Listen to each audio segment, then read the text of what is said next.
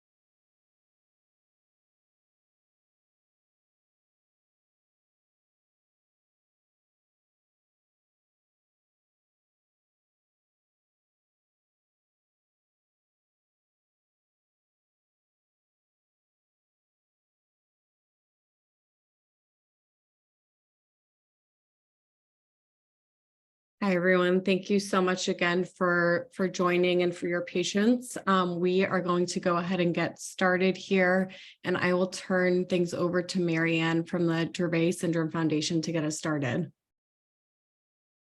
Thank you and welcome, everyone. We appreciate you joining us today to learn more about Dravet syndrome and the many unmet needs of our patient community. I'm Marianne Meskis, the Executive Director of the Dravet Syndrome Foundation. I'm also a parent to an adult son with Dravet syndrome. This media roundtable will highlight our one-year anniversary since the distribution of our Voice of the Patient report that was developed after our externally led patient-focused drug development meeting in February 2022. Our agenda today will include an overview of our organization, a physician perspective on Dravet syndrome, and caregiver perspectives from two of our patient families. A few housekeeping notes.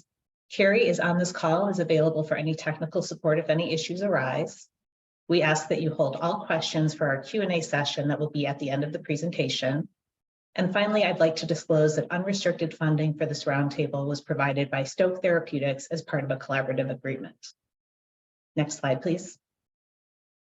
And now each of our speakers will take a moment to introduce themselves. Hi, I'm Dr. Veronica Hood. I'm the Scientific Director for the Dravet Syndrome Foundation.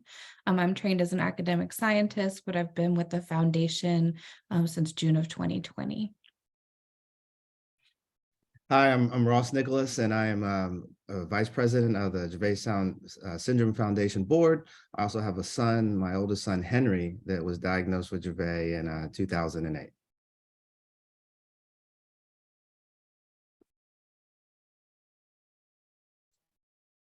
You're muted, Kate. Oh, Sorry, back again. everyone. There you go. My name is Kate Hintz. I'm currently serving as the president of the board of directors for the Dravet Syndrome Foundation.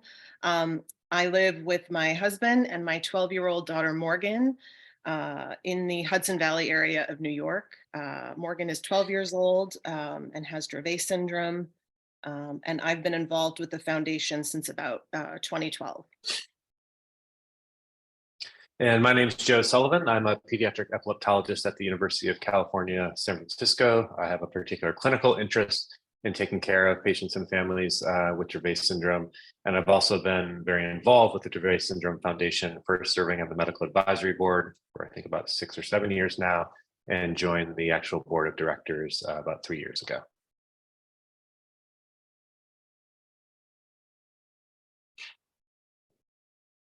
Next slide, please.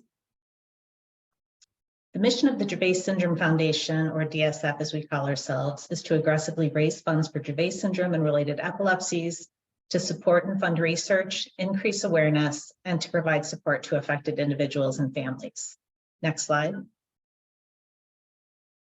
To fulfill our organizational mission, we offer a variety of resources for our patient families to assure that they have the education and the support that they need to help them make the best care choices for their loved ones. We also offer opportunities for our patient families, clinicians, researchers, and other stakeholders in our community to convene at in-person events. This way, we can assure that the patient perspective is always kept front and center in everything that our organization does. Next slide, please. And so DSF has really emerged as a leader in the research space, both through convening all of the stakeholders as well as providing pilot grants to encourage new research efforts. Since awarding the first grants in 2010, DSF has directed a total of $6.7 million to fund research related to Dravet syndrome. Our seed grants have contributed to huge advancements in the field, including validation of the various animal and cell models of Dravet syndrome, understanding of the genetic cause and the progression of the disease and symptoms, screens for novel therapeutics, proof of concept studies for genetic interventions in animal models, as well as clinical studies that have helped us to better estimate the disease incidence and reach consensus on clinical care practices. The field has really moved forward in the last decade since DSF has been established. Importantly, while funding research, DSF has also focused on organizing and empowering the patient population. This, combined with the increased knowledge from a more active research field, has contributed to the approval of 3 anti-seizure medications by the FDA with specific indications for Dravet syndrome, as well as a robust pipeline of potential therapeutics that are all in development. The patient family community is clinical trial ready. They understand the importance of research and how important their participation is in clinical studies. Despite all these exciting advancements, you're going to hear today that there is still an incredible unmet need for patients living with Dravet syndrome and their families. And so DSF, about just a year ago, as Marianne mentioned, worked with our community on the development and production of an externally led patient-focused drug development meeting to highlight the immense impact of Dravet syndrome on patients and their families, and to communicate the unmet needs with the FDA and other stakeholders in the drug development process. And so the patient-focused drug development program was established by the FDA as a way to systematically obtain the patient perspective on specific disease states and to ensure that the patient voice is included in drug development and regulatory decisions. This externally led patient-focused drug development meeting on Dravet syndrome provided a platform for families to provide oral, written, and polling feedback on the spectrum of Dravet syndrome and its impacts on daily life. Families provided insight into the currently available treatments, as well as the need for improved treatments to treat the full spectrum of the disease. From this meeting, the Voice of the Patient report was developed, and it highlights the key themes and insights that families provided at the meeting, including a benefit risk framework that summarizes the disease burden and patient needs. This report stands as a reference document for the FDA and other stakeholders to utilize to ensure that they're incorporating the patient voice when they're making decisions about drug development. With that, I'm going to let Dr. Sullivan take the stage and talk to you a little bit about Dravet syndrome and its presentation from a physician perspective. And then we'll circle back to talk more about the findings that were reported out from families in the Voice of the Patient report. Thank you, Dr. Sullivan. Thanks, Veronica. Next slide, please.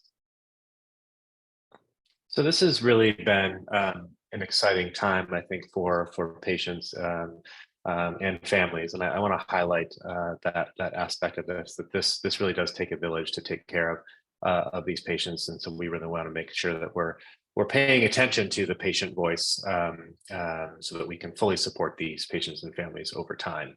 And this has really evolved kind of commensurate with my career. I can say that when I was in residency, we thought we only saw a few Dravet syndrome patients, which really means that we missed a lot of those patients' diagnoses. And I think, thankfully, because of all of the efforts of the Dravet Syndrome Foundation, the clinical and scientific community, we are in a much better place than we were 10 years ago. But like Veronica said, there still is an ongoing unmet need. And so this is a very busy figure here, but what it's meant to show is how this syndrome, and again, I'm going to highlight in my slides here that this is a syndrome that includes more than just seizures, how the syndrome evolves over time. And you can see down on the x-axis, we have infancy to the left and then adulthood to the right. And we can see this very sharp spike in the percentage of patients that have these different types of seizures. So the onset of seizures is almost always before the first year of life, and typically it's between 5 to 8 months of age. These seizures are often prolonged, and when I say prolonged, we've kind of modified our definition of that a little bit to be more than 10 minutes. I have a little bullet point over here on the right that says vaccine proximate, meaning patients that actually have seizures that seem to be temporarily correlated with the administration of their 6-month vaccines, where a seizure may occur in the 24 to 72 hours after that. That actually has created a lot of anxiety for families around vaccines, because there is a strongly held belief that maybe the vaccines are what actually caused the seizure. We now know, based on the genetics, that is actually not true, and that while vaccines may actually cause the first seizure to occur a little bit earlier, if we look at those patients over time, there really is no difference in how they look in later childhood or early adulthood. I think it's also worth mentioning that these patients have normal development when they present with their first seizure. And I think historically, this has actually created a little bit of a barrier to making and suspecting an early diagnosis, because very well-meaning clinicians would often think, well, how can a patient actually have a genetic epilepsy and look so normal at 6 months, at 9 months, at 12 months, when in fact that actually is exactly how these patients present. And then after this first sort of spike in seizures, I'm not going to go through every single line here, but just to show you that there are many different seizure types that evolve typically in those first couple of years of life. And I also want to highlight the unfortunate observation that these patients do have an increased risk of mortality, largely due to SUDEP, the sudden unexpected death in epilepsy.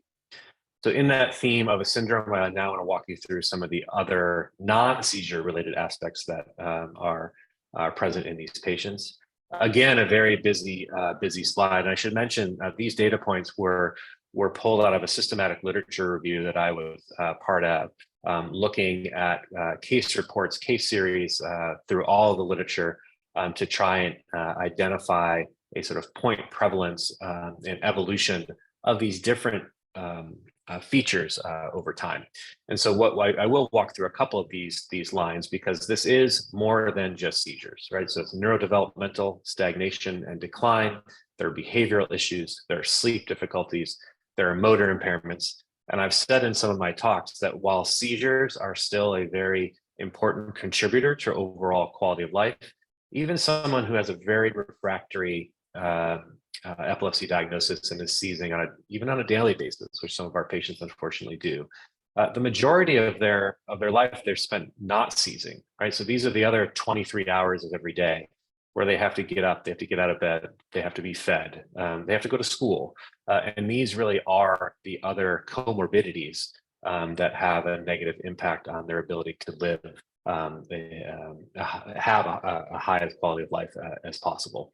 And so we can see here, DD is developmental delay. We can see they start out, again, normal in that first year of life, and then the percentage of patients that actually have some aspect of developmental delay is almost all by the time they get ready to enter kindergarten. There's this very peculiar gait, which we have abbreviated here as crouch gait, so CG, that actually increases as these patients enter in adolescence. And then you can see the other aspects of autistic spectrum traits, expressive communication disorders, et cetera. So we really have a much better understanding today that Dravet syndrome is more than just seizures. And we feel that this is likely because of not only the ongoing frequent seizures, but more importantly, the underlying cause, which are pathogenic variants in the SCN1A gene. Next slide. And so as I already highlighted, this is a difficult slide to present, but it is the reality and something that certainly I worry about every day, and I know our parents and families worry about every day, is the premature mortality. And there have been a number of studies that have looked at this in various countries, and it is this unfortunate 10 to 20% of cases. And those really are related to three major categories. So one is status epilepticus, so prolonged seizures that result in the need for high doses of medications, intubation, and the unfortunate side effects of those interventions, drowning and other seizure-related injuries. And then the most common, though, is sudden unexpected death in epilepsy. So as evidenced by the U, this is unexpected. It can happen at any time. And this is actually twice as common when we even compare it to another group of patients who have refractory epilepsy. So we know that patients with refractory epilepsy in general actually have an increased risk of SUDEP, but Dravet seems to be even a higher risk than that. So this is something that we as a clinical and scientific community are really hoping to gain a better understanding so that we can try and develop therapies and interventions to bring down this risk. Next slide.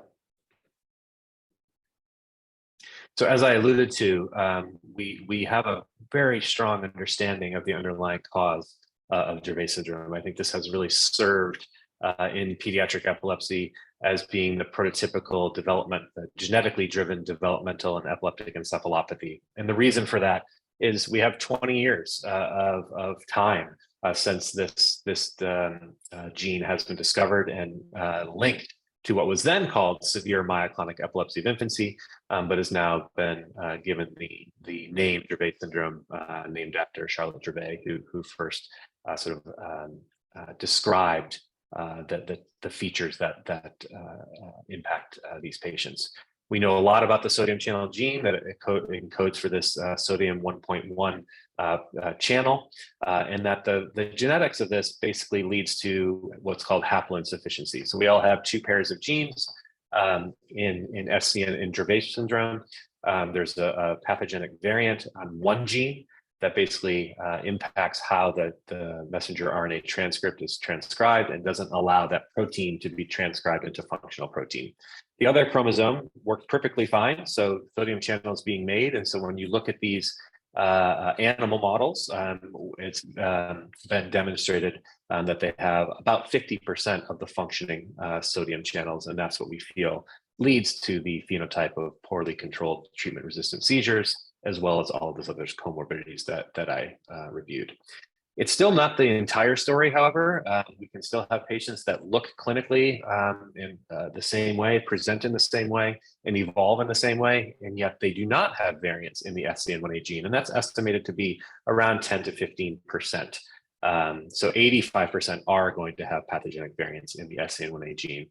And unfortunately, there are still not great what we call genotype-phenotype correlations. There are almost 2,000 genetic variants that are reported in the literature, and you can't really say that this specific variant will look this certain way, will have this certain seizure burden, or unfortunately will respond to this type of treatment regimen. And so we really do have to treat each individual patient as an individual and hopefully understand that evolution and react accordingly. So I think with this understanding, we are really moving into an era where we really need to be treating more than just the seizures. And I think this basic science understanding that we have in terms of what the SCN1A gene and channel does and how we can potentially manipulate it will allow us to get into more of that syndrome management and treat that full biology of the syndrome. Next slide. So what is the journey for these patients? This, as I alluded to in my sort of opening statement, things are very different than when I was in training just 17 or 18 years ago. So these, and this is really where I think we are doing a better job at training our trainees. I go to conferences and speak and will give a case presentation of a patient who comes in with Dravet syndrome. And now all of the child neurology residents can basically raise their hand and say, of course, we should be suspecting Dravet syndrome, which was not the case just a few years ago. And so really, any patient who has seizure onset at less than 18 months of age and you don't know why, and then has some of those features of the seizure types that I alluded to, so prolonged seizures in the setting of fever, sometimes they may involve just one side of the body, that really should start to send off some red flags that this could be the initial seizure or seizures in a patient with Dravet syndrome. We now have the availability the ease of availability of getting genetic testing to look for the SCN1A variant. And then if you have that patient that has the phenotype and actually has the pathogenic variant in the SCN1A gene, you can pretty much sense the diagnosis there. I think an important thing to consider, though, is there's still that 15%, right, that may fit this phenotype perfectly, yet not have a pathogenic variant in the SCN1A gene. And so if it still fits, you still should give that patient a diagnosis of Dravet syndrome and treat them accordingly.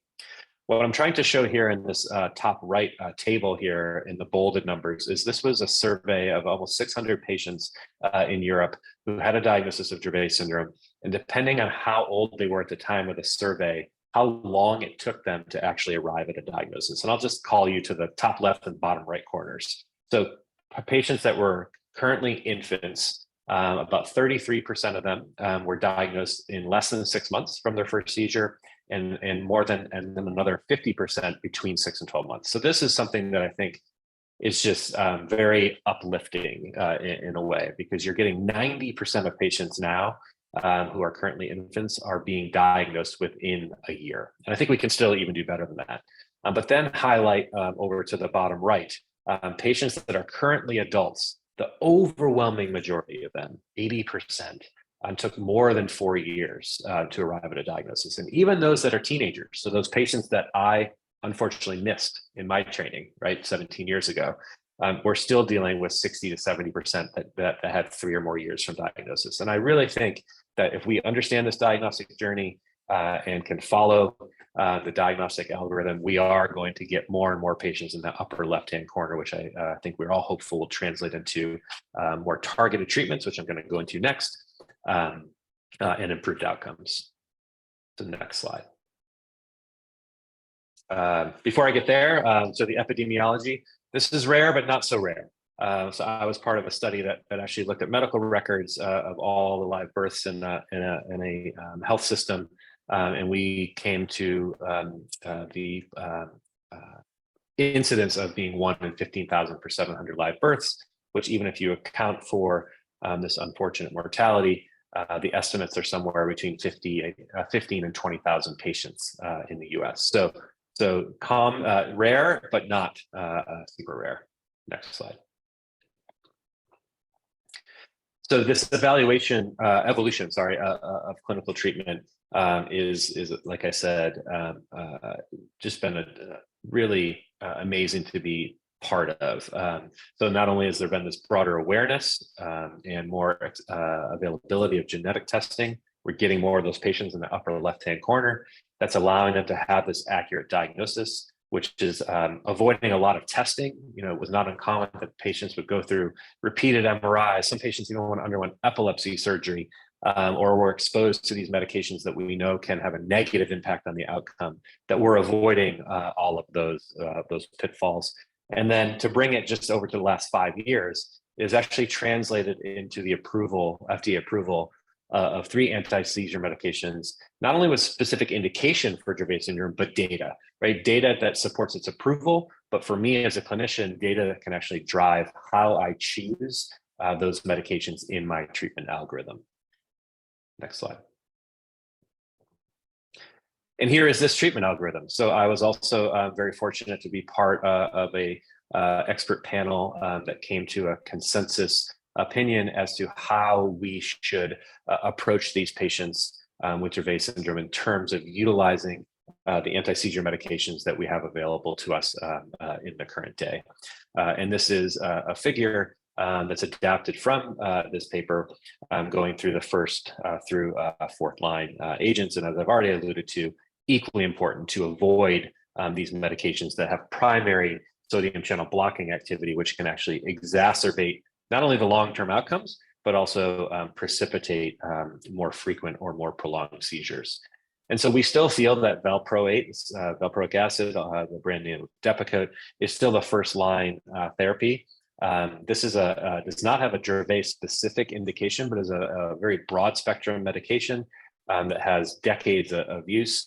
And before we actually had these 3 FDA approved medications, really was the standby medication for treating these patients. As I showed in that early figure, these patients continue to have poorly controlled seizures. And so it doesn't take long before a 2nd and 3rd medication need to be considered. And based on the efficacy data, our group felt that fenfluramine, stiripentol, and clobazam really were the 2nd line therapies, followed by cannabidiol. And when we say cannabidiol, we highlight it's the pharmaceutical grade FDA approved Epidiolex, though there are still many patients that still do use their own cannabinoids. We just don't necessarily have as much understanding about the overall safety and efficacy profile of those. And then once you're through those agents, it really does open up to a whole host of other sort of conventional anti-seizure treatments that we choose on an individual case-by-case basis. Next slide. And so while it's been an exciting time, I think the future is even more exciting. So these are some more of the pipeline therapies that are currently in various stages of development in patients with Dravet syndrome. The one at the top here, soticlestat, is the furthest along. It's currently in phase 3 and already has some preliminary phase 2 data that looked very compelling in Dravet syndrome. It works by a novel mechanism that we'll have time to go into, but I think the key here is that we need to have more novel mechanisms that don't overlap each other so that we can try and target at least the seizure control in a multifactorial way. There's then, building upon the success of fenfluramine, there's a whole host of compounds that are trying to exploit the serotonin pathway, and these are those 4, so lorcaserin, clemizole, LP352, and then this BMB101. You can see they all are trying to be a little bit more selective for the 5-HT2 receptor to try and improve upon the efficacy while not affecting the overall adverse event profile. And then most exciting are the gene therapies, right? As I started off this entire part of this presentation, we need to look at this more as a syndrome that is more than just seizures.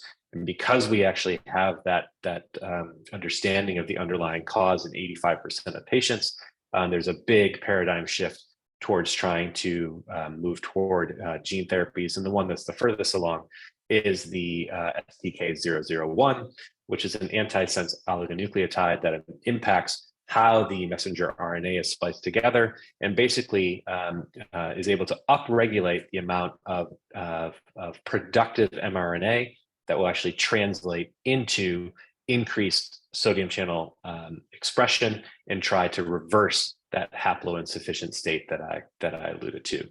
That's the one that's the furthest along, but as we can see over here on the right, there are a number of other approaches that are just starting to get ready to enter into the clinics. And I think it remains to be seen if any of these have a distinct advantage over the other. Next slide. And so this is, I think, my last slide. This is where I think, and maybe I've already kind of highlighted on this in my prior comments. So we're targeting the serotonin pathway because of the success of fenfluramine. There are other novel mechanisms in soticlestat, and I mentioned that phase 2 study, and then STK001, as well as some other gene therapies, are really hoping to move this into the full syndrome management by getting at the underlying etiology. And with that, I will turn it back over to Veronica for the patient report. Thanks, Joe. So I wanted to, after we get that overview of Dravet syndrome, circle it back to what were the things that families told us in the ELPFDD meeting that we incorporated in the report as sort of some of these insights. And so we had a list, I believe, of 9 or 10 that are part of the report, but we chose these 4 as sort of highlights that we felt really summarize the overall consensus that families were telling us. And so first off is that Dravet syndrome is more than seizures. And so I think Joe really highlighted that well for us, that this syndrome is not just epilepsy. It is so much more, including those developmental delays, intellectual disability, risk of premature mortality, particularly from SUDEP, impacts on sleep, behavioral issues. It really impacts their entire medical care and the entire well-being of that patient, their quality of life. And while seizures are really difficult to treat, these other symptoms are almost as important to families. And we even see often as patients get older, maybe their seizures are more well controlled, or maybe the family is more adept at how to approach seizures, that some of these other comorbidities often even rise above seizures as important to families, because there's no options, there's no treatments for those comorbidities right now. The second key insight from that voice of the patient report was the unpredictable nature of Dravet syndrome and how it impacts the whole family. I think you saw from Dr. Sullivan's slides with those complicated charts about how this disorder evolves over time. You start with a typically developing infant, and slowly, you add on increasing levels of seizure burden and these other comorbidities, and families are having to constantly re-navigate their approach to care. Caregivers and siblings report really significant long-term impacts to their quality of life, often due to social isolation as they're trying to deal with the changes in medical care for their patient, for their loved one with Dravet syndrome. They have strained relationships. They have to adhere to very strict schedules, both for managing the medical care, but also just for helping with some of those behavioral challenges and making sure that they're following a strict schedule so that behavior can be managed as effectively as possible. And this is really something that is going to impact patients and their families for the entire life of the patient. Most patients with Dravet syndrome, possibly all patients with Dravet syndrome, are going to need some level of caregiver support for their entire lifetime. And so this is a lifetime disease burden to the patient and their whole family that they're constantly having to renegotiate and re-navigate with new symptoms. The third insight we wanted to highlight is that all patients with Dravet syndrome require polytherapy. So Joe really nicely highlighted sort of the treatment paradigm that clinicians follow as they go down. But it's not just one medication, it worked or it didn't, and we swap it out for another. It's often adding additional medications. And so most patients are on 3 or 4 anti-seizure medications in addition to other medications they might need to manage other aspects of this syndrome. In addition to traditional medications, they're also seeking out different types of physical therapy, speech therapy, lots of non-traditional therapies to try to support the entire well-being of their loved one. And despite all of these therapies, they still experience breakthrough seizures. There are very few patients that go seizure-free, and they suffer from a myriad of non-seizure comorbidities. And then the last point that we want to highlight that I think, again, is something that's been very apparent from all of the discussion so far today is that there's a desperate need for new therapies. Certainly new therapies that can control seizures better, but what families really need, what patients really need are therapies that can address things at the cause and really move the needle on more than just seizures, really treat the whole patient and hopefully change the evolution of the entire disease. And so I think that, that's the really important point that we wanted to end on with these insights is how important it would be to this population to see new therapies that could do that kind of thing, really modify the trajectory of the disease. And so with that, what we're going to transition to next is actually hearing from caregivers about these issues that we've discussed and really getting that insight straight from them. And so we have Ross Nicholas and Kate Hintz up to speak with you a little bit about their experience with Dravet syndrome. Thanks. Thank you, Veronica, and hello to everyone. And as I mentioned in the beginning, I'm Ross Nicholas. Fortunate to be a member of the DSF Board of Directors. I'm also fortunate to have and be the father of this young man, Henry, who is 15 going on 16. And so this is a big milestone year. And as Joe and Veronica have talked about, birthdays are a very important milestone and celebration for all the reasons that we discussed. In the PF, well, as I talk about Henry, I'd also be remiss to say, I do have 2 other children. And so while they don't appear on the slide, Henry does have a brother and a sister, Millie and Finn. As we talked about, and I'll kind of share some insight around how that impacts our family and how we address that. During the PFDD report last year, I touched on the sleep disturbances and how the seizures and the syndrome is impacting Henry's sleep, as well as his behavior and his gait. So I thought I would just highlight those things and kind of give an update or provide a little bit more information on that. So from a sleep perspective, he still does have seizures during the night, and that, as any parent or person with a child, sleep is important for a lot of reasons, partly because it gives caregivers space to do the other things that they need. And then also it's a key biological function that allows us to do all the things that we do during the day and with their lives. So that's often disrupted. The new trick is now, he has sort of, he's added this sort of preservation trick to it, and he kind of gets disturbed and he's looking for something and kind of wondering. So he'll wake up and call his brother or sister and just start, looking for them or turning all the lights on and doing those sorts of things. And the way, you can't manage it in a way, any sort of touch or movement or negative to it causes more of an eruption and makes it a bigger deal. So you kind of just have to go with the flow.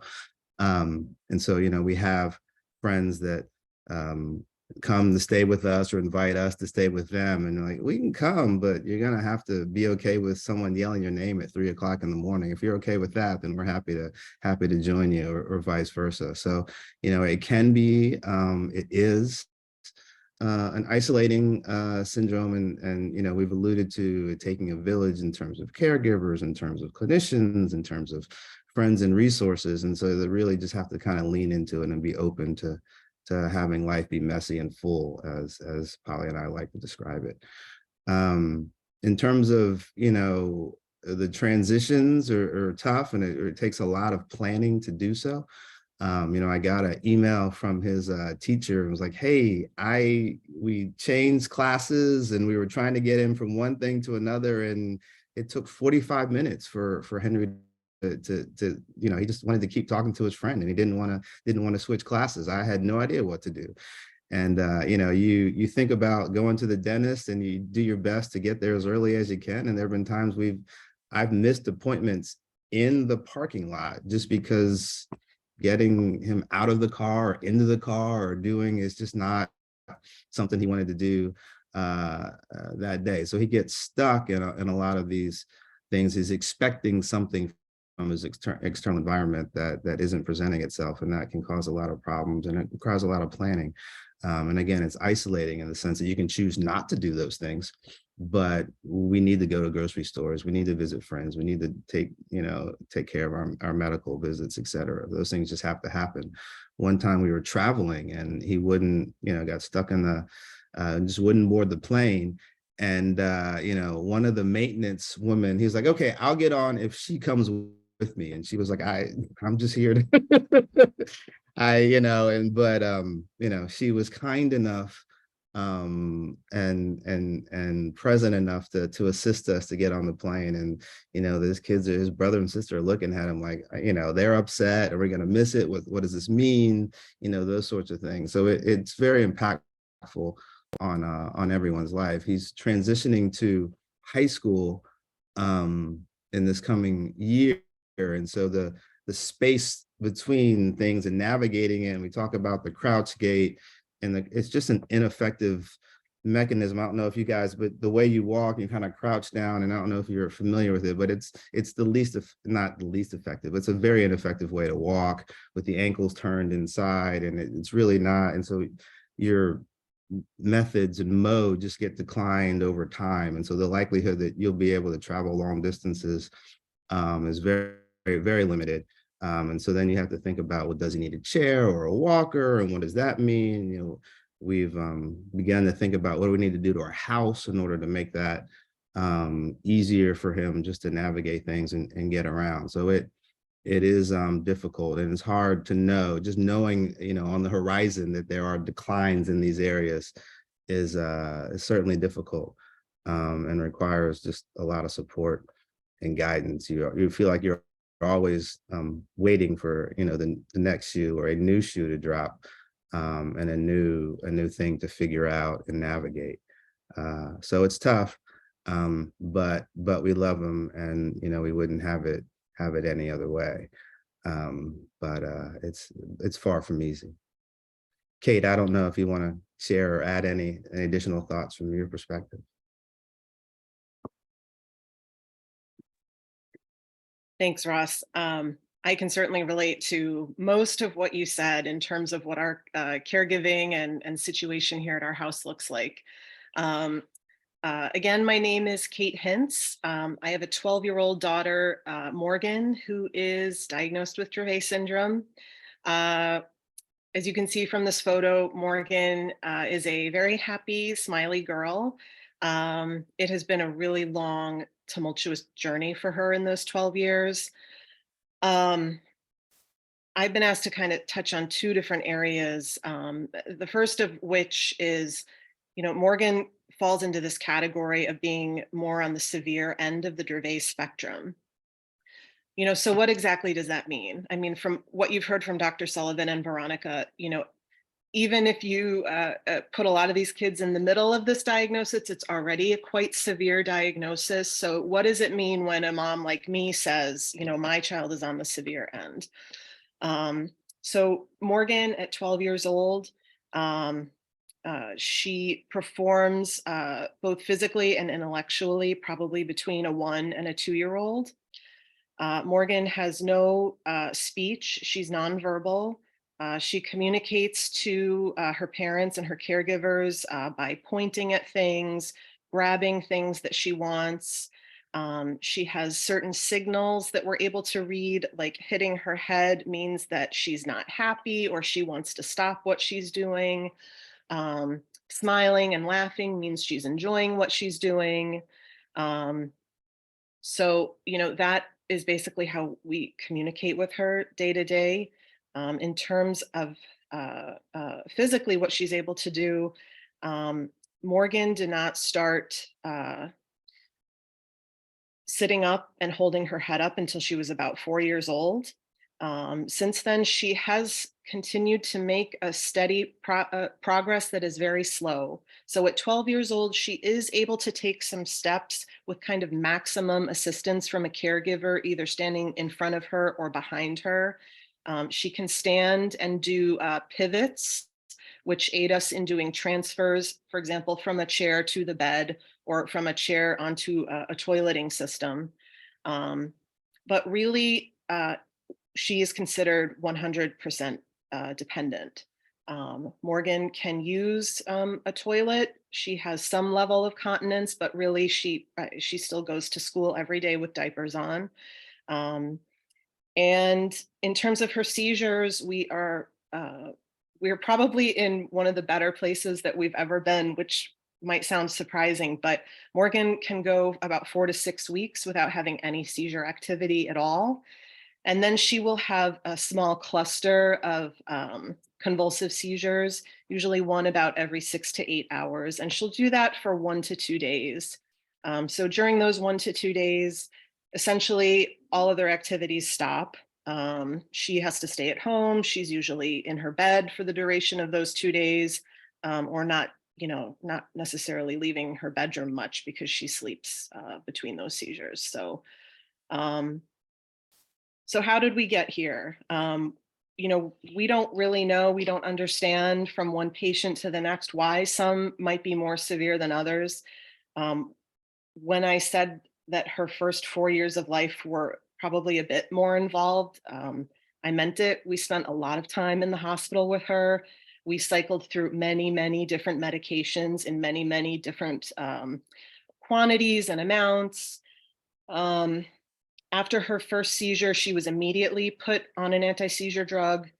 Within 2 weeks, a physician added a second anti-seizure drug. And within 6 months, we were already up to 4 medications. None of those medications having much effect on her seizures at that point. And 2 of those drugs we now know were in that red avoid square that Dr. Sullivan talked about. They were contraindicated medications for Dravet patients. We did not know that she had this condition at the time. And it weighs really heavily on her dad and I that she was on those medications for so long. And we really don't know how much that contributed to the amount of disability that she lives with today. In addition to, cycling through all of these medications that really didn't seem to do much aside from sedate her, we started living with a lot of secondary conditions. She developed kidney stones. They told us that was a possible side effect from one of the medications. She developed colitis at one point, which they said could have been from constant antibiotic use. neurogenic bladder, guarded respiratory function, movement disorder. These were all things that the doctors believed were either secondary to being on so many medications or simply the effect of having constant seizures that we weren't able to get under control. So the challenges that we face today, as I mentioned, we sort of have better seizure control than we used to, but we face a lot of the same issues that Ross does, even with a child who is a little bit higher functioning. In order to care for Morgan in our home, we have numerous pieces of specialized equipment. She has a transport wheelchair, a seating system. She has to use a chairlift to go up and down the stairs in our home. She has an electric hospital bed with 3-foot safety rails so she can't accidentally fall out or crawl out. We have a stander, a gait trainer, a toileting chair, a shower chair. We remodeled our entire second floor bathroom to be fully handicap accessible. Currently, we see about 12 specialists. We see cardiology, pulmonology, all of these various specialists, and they have prescribed a number of things that we have in our home, including suction machines, oxygen tanks, oxygen condenser, pulse oximeter, nebulizer machine, and Morgan also is not able to eat by mouth, and so she receives all of her food and nutrition through a feeding pump. So we definitely live, we live in a home that is very uniquely catered for her. As Ross had mentioned, it's very hard for us to socialize, to leave our house, to visit family. A lot of those things have happened less and less as she gets bigger and bigger. And one other thing that we're facing now is Morgan is now 88 pounds. So just the sheer size of her and managing her has really become a burden to all of her caregivers. I actually started specifically working with a personal trainer, lifting weights. So I felt like I had a little bit more control when I work with her, moving her around the house and doing these standing transfers. And she's only 12. She hasn't hit puberty yet, so she's going to keep getting bigger. So it's hard enough for mom and dad to physically care for her, let alone find anyone else, a caregiver, a babysitter, a nurse, a family member, or a friend who could sit with her for a couple of hours. So we as parents can take a break. I think that's about all I had. I think that's it, Alex. I guess I'll turn it back over to you. Great. Thank you so much to Kate and Ross and the rest of our speakers. We'd like to open it up to our Q&A session now. So if you do have a question for one of our speakers or the group, we encourage you to use the hand raising function at the bottom of your screen, and we can go ahead and unmute you, or you are also free to submit your questions in the chat function as well, and we can read aloud your questions for each speakers.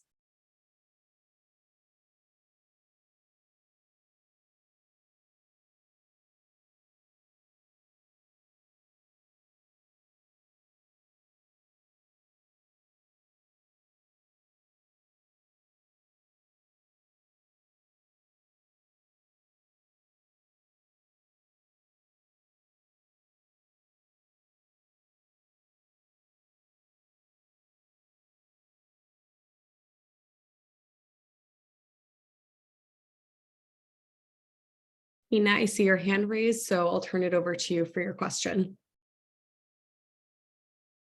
Hi, yeah, I wanted to know whether you have any idea whether the 15% of cases that are not due to mutations in SCN1A are mutations in another gene, or if they might be some sort of epigenetic type of problem that is downregulating SCN1A production.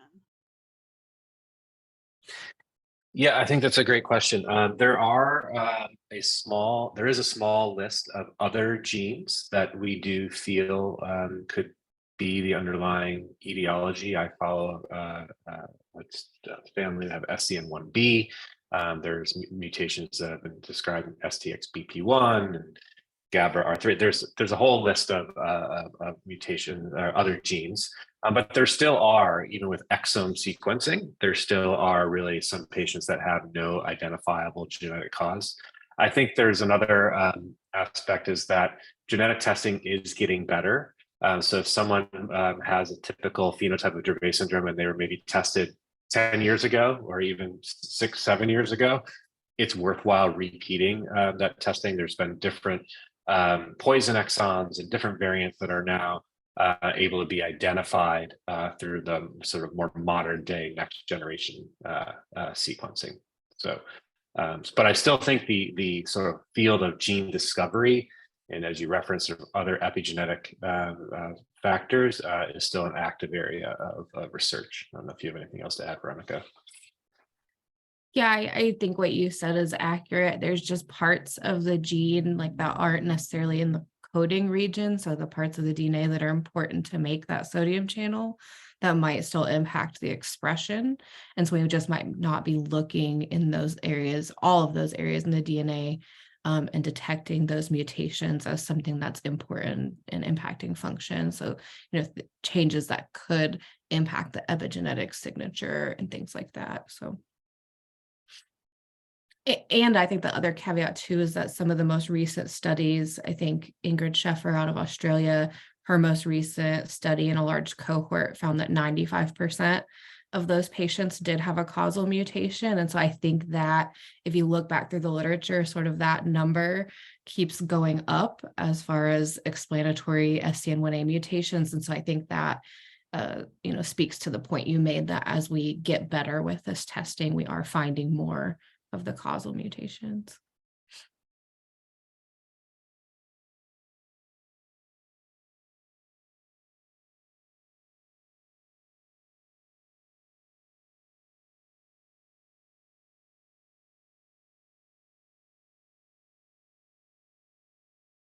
Thank you so much, all. And I'll give it another minute for any other questions from others on the line.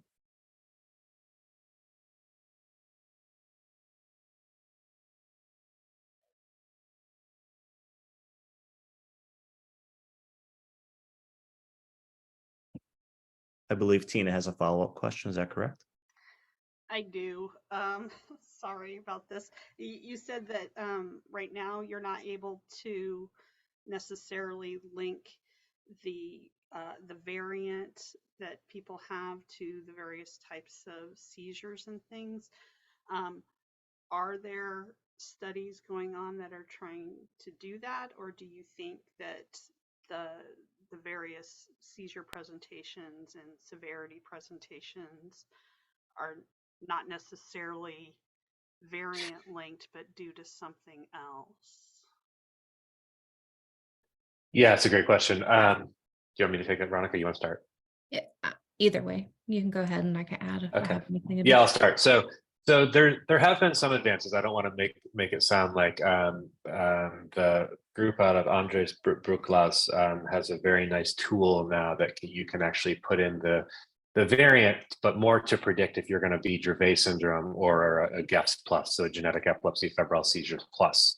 And there's certainly going to be maybe a little bit of overlap in the middle where a severe GEFS plus may be difficult to distinguish from a mild Dravet.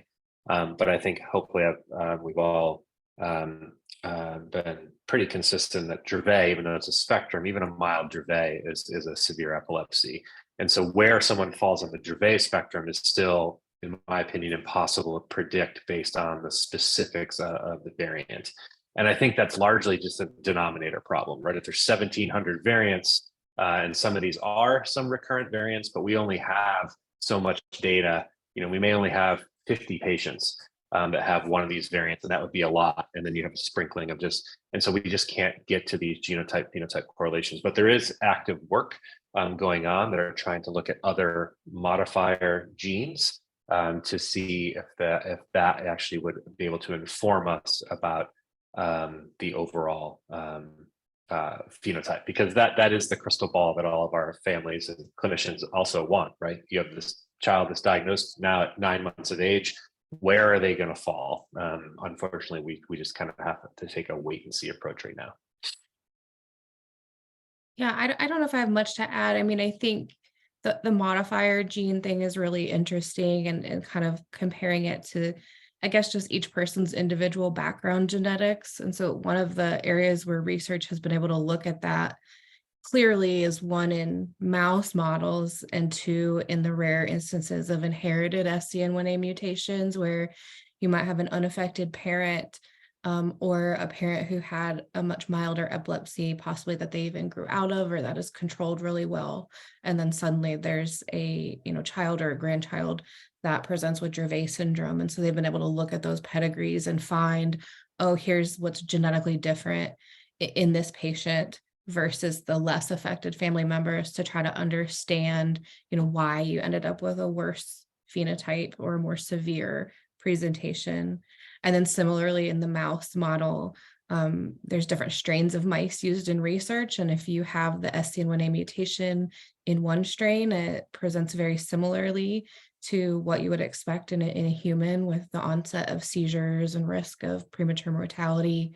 But then if you put it onto a different strain, you've suddenly lost those symptoms, and they've been able to again investigate what are the differences between the genetics of these two, and see that it's likely modified by that genetic background, so other genes impacting it.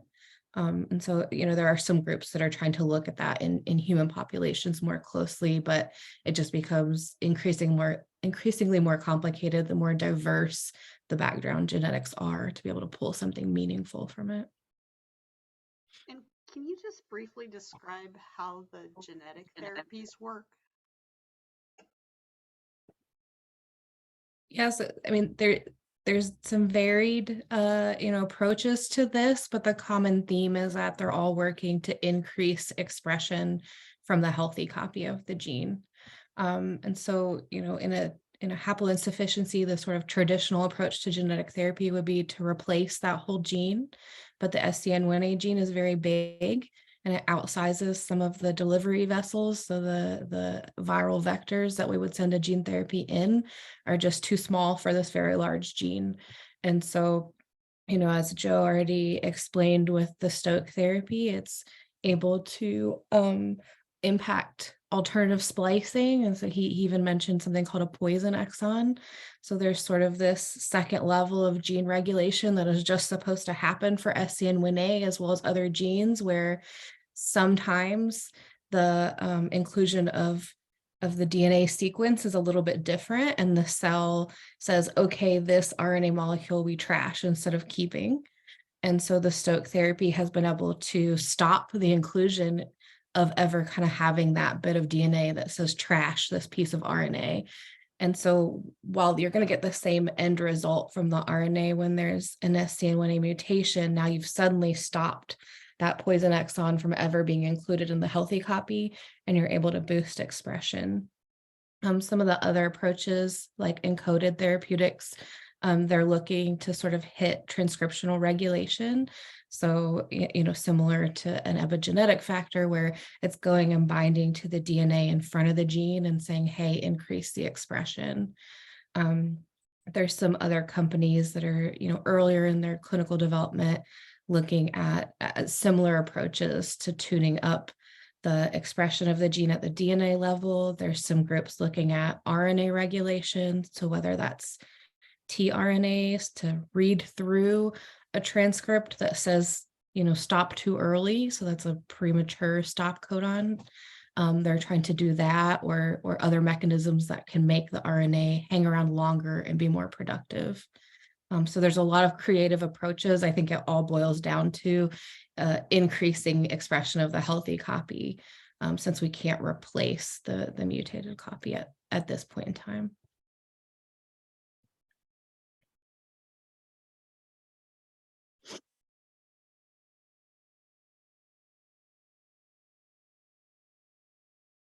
Thank you so much, Veronica and Dr. Sullivan, and to you, Tina, for the question. I do have a question that came in over the chat, but this question is for you, Ross, specifically, and it's asking if you'd just be able to reflect a little bit more on the sibling effect that you spoke to at the beginning of your remarks, and kind of the dynamic between Henry and your other kids in the households. Sure. Well, I think the most important thing is really to perpetuate, facilitate, ensure, and everyone does love and care for each other and really know and understand what's going on. And I think that and communicating that, I mean, obviously seizures are scary. And so, you know, to see your sibling have a seizure, or to see your sibling have a behavioral outburst or something like that is concerning for them. And so helping them understand what's happening, and helping them work through it. And then, you know, really trying to make sure that they don't come away with any sort of burden or responsibility for the action in any way. And I think that you know, is nothing that they did or to be concerned about. And then, you know, when his behavior, like I talked about the airplane, you know, they're really upset and they're frustrated because, I mean, they are excited about going and wanting to do something. And so managing that frustration and really trying to create an environment where his activities don't impact them. And, you know, that is a really, really fine line, right? Because you certainly don't want to create an environment where, man, the family is so much more fun when Henry's not, you know what I mean? And so you really have to make sure that doesn't manifest itself. And we can only go do that if we can figure out some way to have Henry go somewhere else. And so keeping that balance is important too.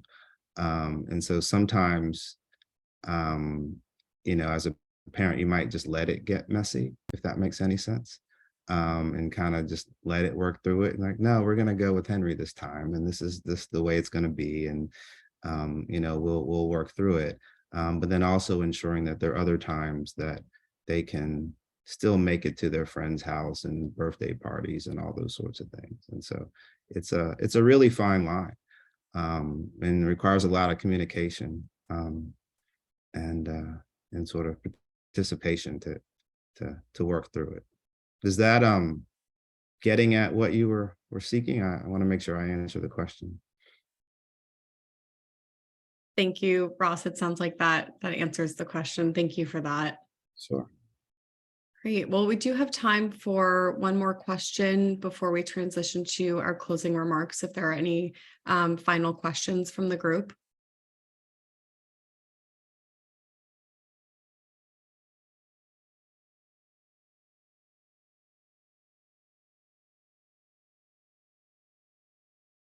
Great. Well, if there aren't any final questions, I will turn it over to Mary Ann. Great. We just really wanted to thank everyone for making the time to join us today and participate in this discussion. You will be receiving a follow-up email with a link to the recording, but I would also encourage you to visit our website at www.dravetfoundation.org. You can find a great deal of information on Dravet syndrome there, as well as learn more about the important work that DSF does.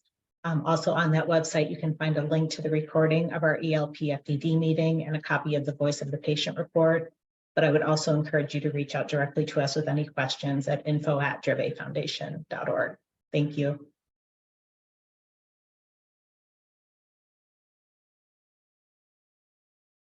Thank you all so much for joining, and we hope you enjoy the rest of your afternoons. Thank you for the time.